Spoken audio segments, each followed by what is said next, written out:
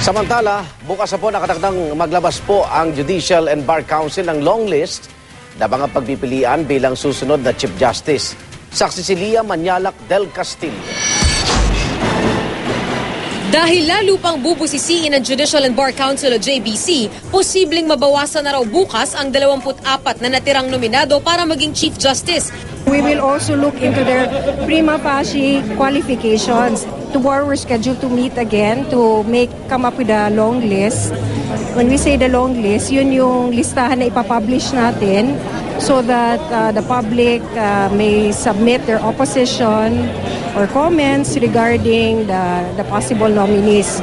Sa 6 na Associate Justice na nasa listahan, 3 ang magkakasamang dumalo sa inauguration ng Hall of Justice sa Angeles City, Pampanga na pinondohan ng World Bank sa ilalim ng kontrobersyal na Judicial Reform Support Program.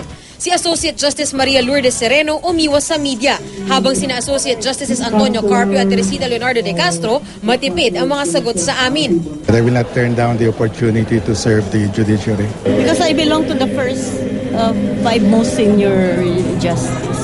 Ma'am, do you think it's time to have a female Chief Justice? No comment.